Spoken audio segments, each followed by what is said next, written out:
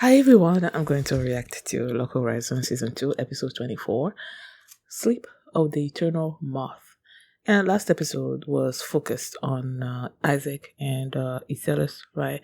But then by the end of the episode, we see people like dropping off, well, falling asleep, sleep of the Eternal Moth, I don't know. Like they were passing out. So, and then they showed the sky. Excuse me. So the show the sky basically like the moon was sort of like red. So I'm like, okay, is this Operation Red Night? You know, starting and whatnot. But I don't know. So I'm excited to see where this is going. And before we get into this episode, if you guys want my reaction, please give it a thumbs up, subscribe, and please consider supporting my Patreon at patreon.com/feelymini. And now let's start this episode. And here we go. Okay guys, in case the reaction gets blocked and I had to cut out the reaction itself, you can just look in the pinned comment in the comment section where for the link to the reaction highlight itself, so you can just click on it, watch it, and then you just come back for my review. Okay, so I wondered that episode if they were all people of the land or if adventurers were gonna be affected as well. The moon is reddish. That's probably the moth, right?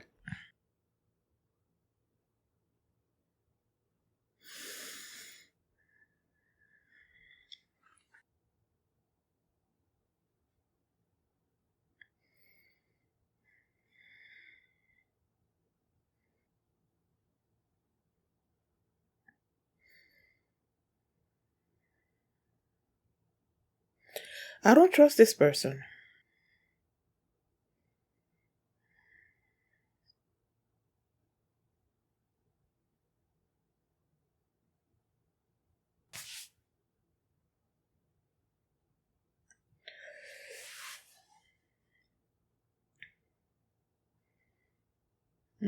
Why did he react like that?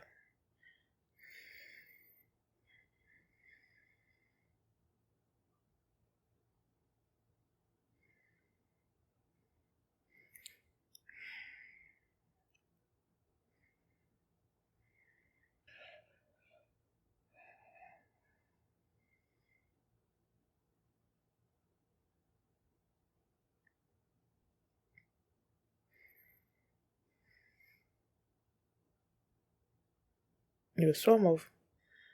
Okay.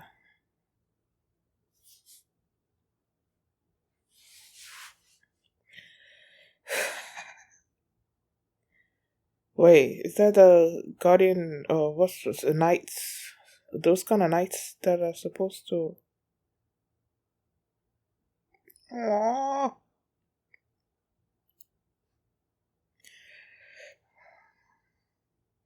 He's trying to protect his wife, who's a person of the land, people of the land. Yeah, royal guard. Okay. So is that Minami? Oh, okay. So he only comes out at night?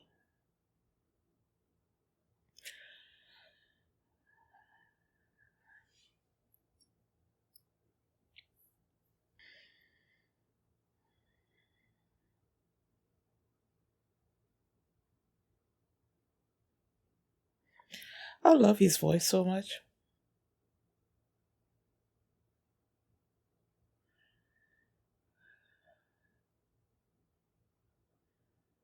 Huh.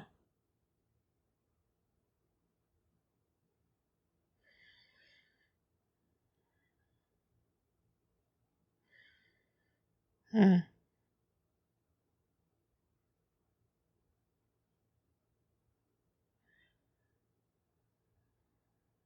Yeah.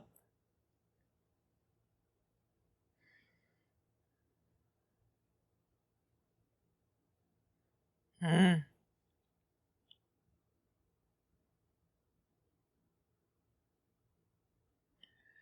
But then if you destroyed it, then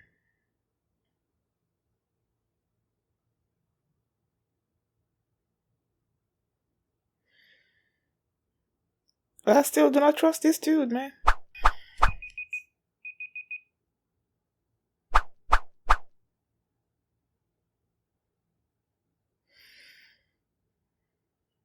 So gotta do what adventurers do, right? Ooh, ooh, ooh, ooh, ooh, ooh, ooh, ooh, ooh, ooh, ooh, ooh, ooh, ooh, ooh, ooh, ooh, ooh. What kind of dressing? Like what kind of outfit is he wearing?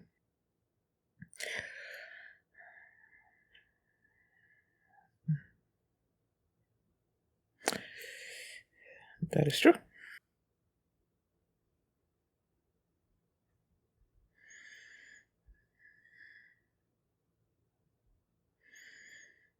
And at first, of course, he wants to be there.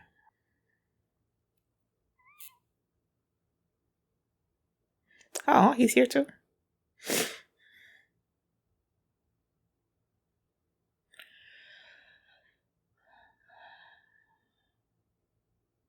Uh oh. Uh oh.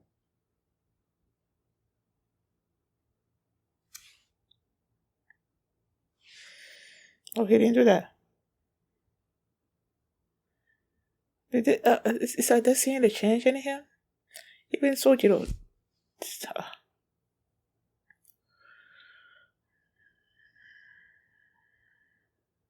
I know. Exactly. It's not a coincidence.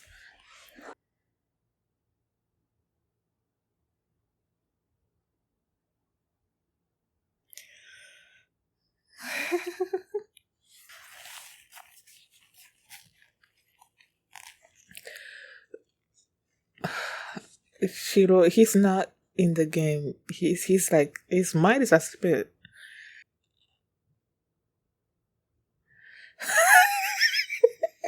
Surprise!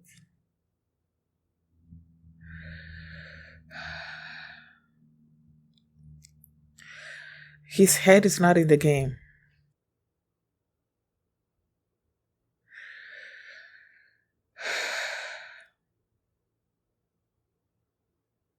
Yes, I know.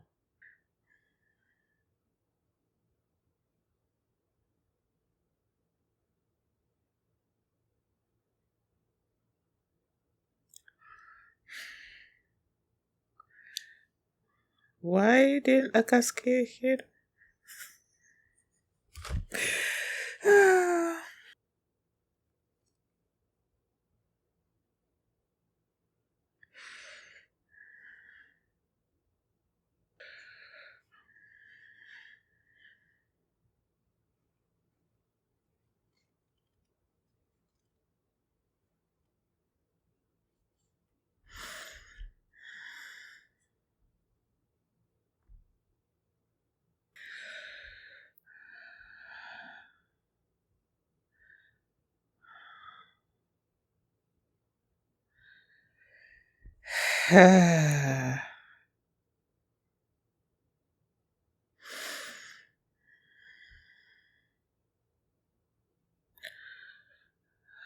So they can't even recover MP?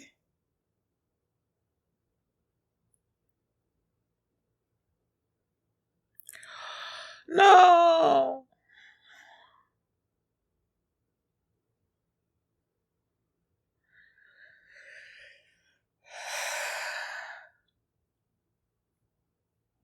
This is a mess. I don't know how they're gonna do this.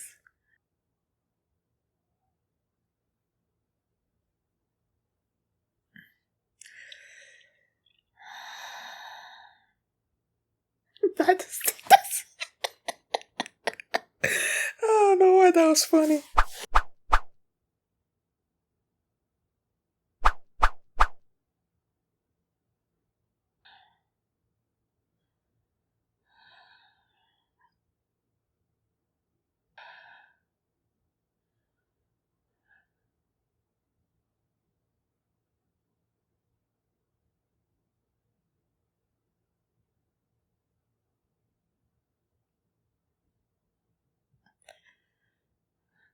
I'm sorry.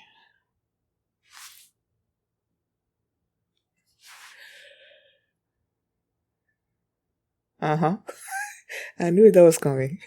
I could feel it. Guess you're ahead in the game. Arigato.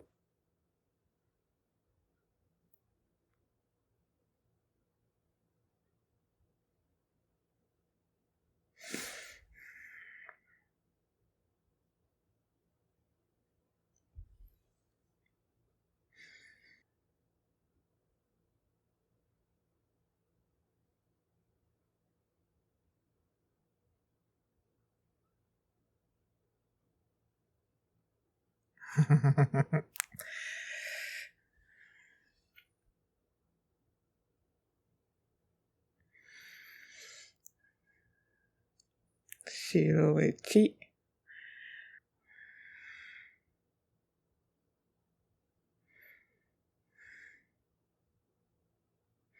Okay, so he's the dude that showed up at the end of the last that episode.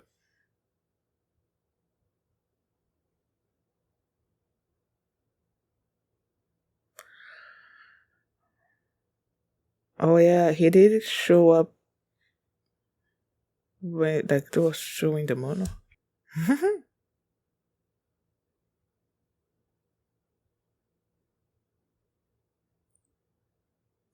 And now he's working. Yeah.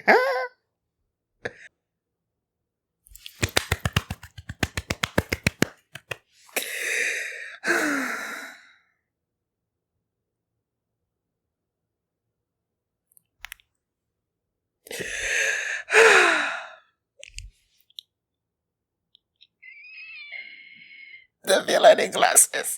The villain in glasses is showing up. The villain in glasses is showing up.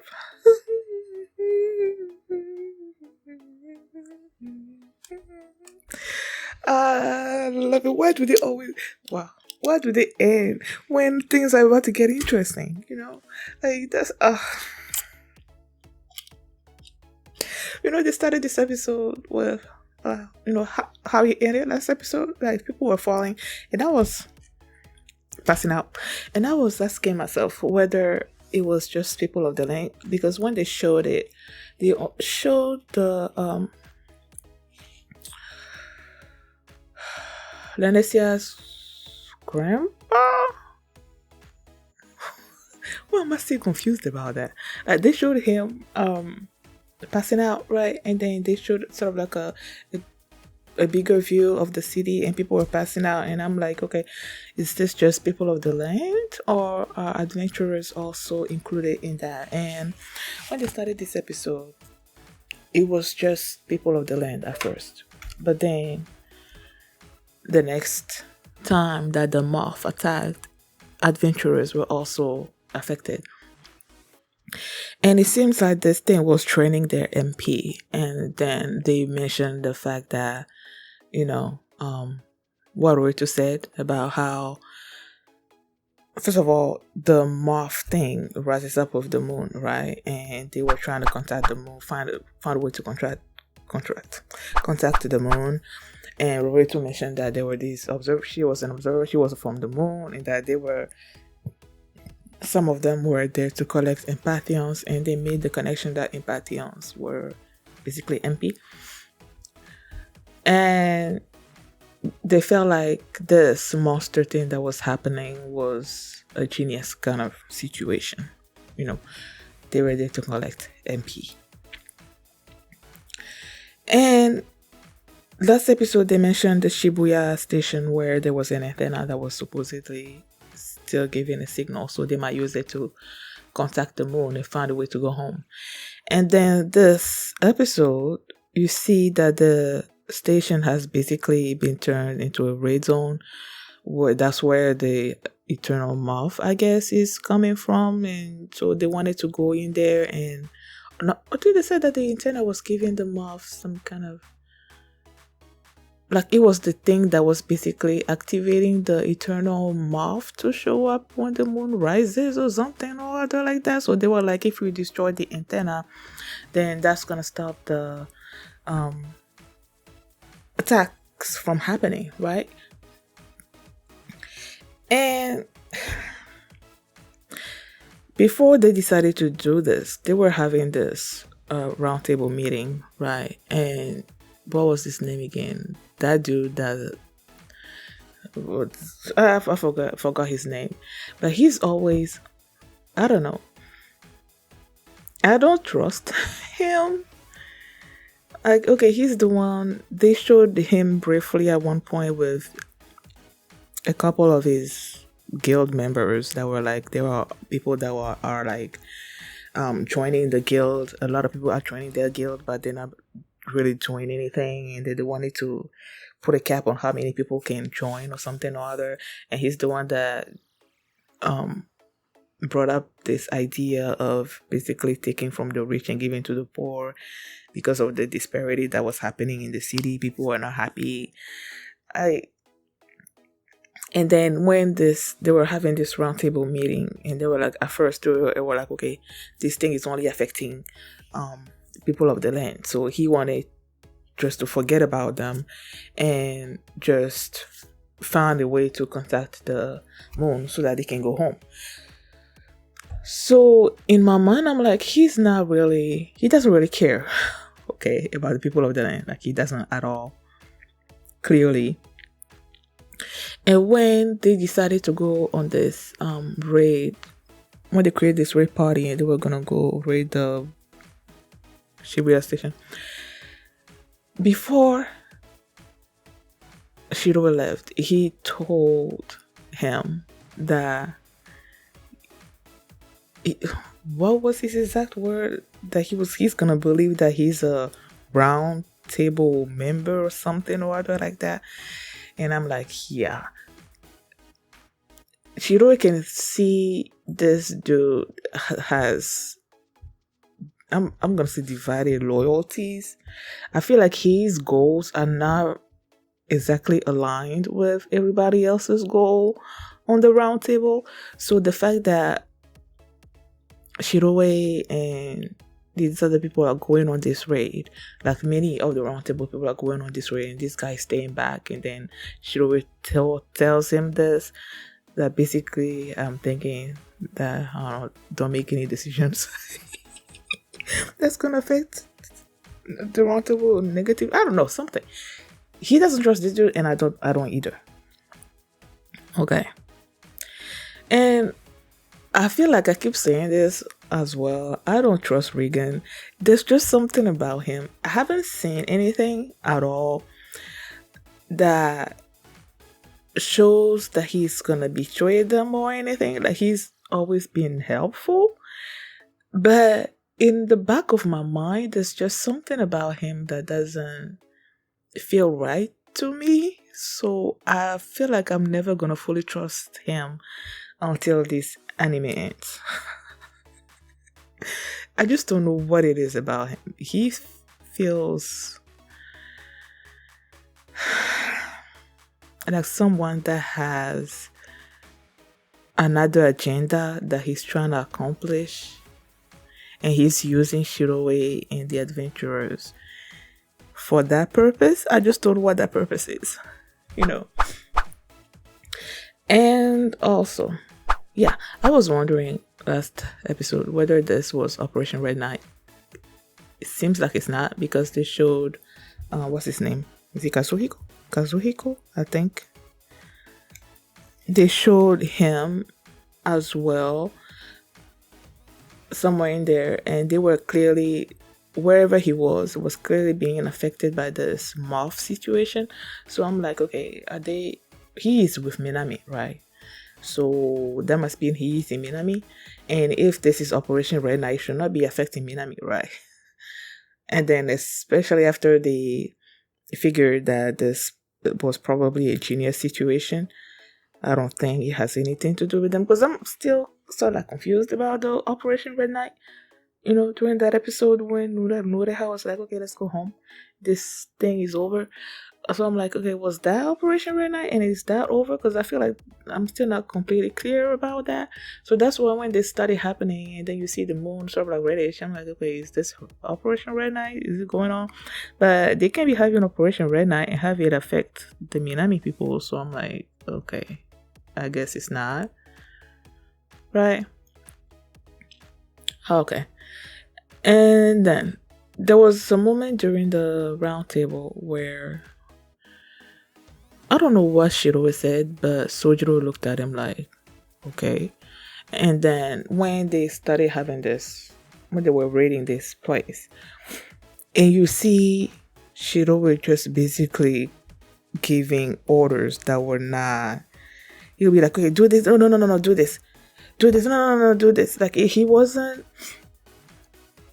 I don't know, he was just all over the place with the orders and stuff. And you see the people realizing that, and with that moment where what's her name that was taking over for Krusty,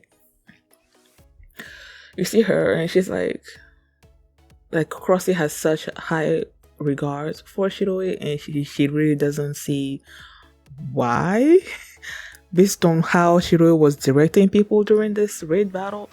She really didn't see it. And they were so overwhelmed, people were dying and stuff, so they basically abandoned this. And they were there and what's her name? And Henrietta just walked to him, and I knew she was gonna slap him because his head was not in the game. He was thinking, okay, oh my gosh, this station has this antenna that we can use to contact the moon. Okay. But then it's because of this antenna that these people are falling asleep. So we have to destroy the antenna for people to be safe. But if we destroy this antenna, that means we're not going to be able to go home. And he was having all these different kind of thoughts, and he was just messing with him. He didn't know what he was doing. So after they had this major loss, and then Henrietta slapped him, and then the kids like showed up and they were like, we want to stay in this world, you know. It's like, okay, even if you destroy this antenna, that doesn't mean there's not gonna be a way for us to go back home in the future, okay? And we're okay with staying in this world, so don't even worry about it. Just focus on saving the people of the land and all that. And after they gave that speech and everybody else was looking at him with them, you see my boy like come to his senses. And then there was this one guild member that was flying overhead, and he saw the dude that showed up at the end of the previous episode, and they were like, okay, so that's probably the raid boss. And you know, you see Shiroi be like, okay, this raid boss, this situation just shows up when we were trying to contact the moon and all of that. And then he's like, you know, they only had 34 minutes, I believe, to do this before the next moon rises, I guess. And he's like, nah, 30 minutes is gonna be fine. We're not just gonna be, you know, we won't have to choose between the world or the antenna. We're just gonna I love it where he's like so confident about whatever plan that he has cooked up in his mind. I don't know. I'm like looking forward to that. What? Thank you guys for watching. And if you like this reaction, please give it a thumbs up, subscribe. And if you want to see my reaction to episode 23, was it 24? Oh, 25, okay. If you want to see my reaction to episode 25, you can do so by checking out my Patreon at patreon.com/feelmini, and you can also see the full length of this reaction there as well. So thanks for watching, and I will see you next time.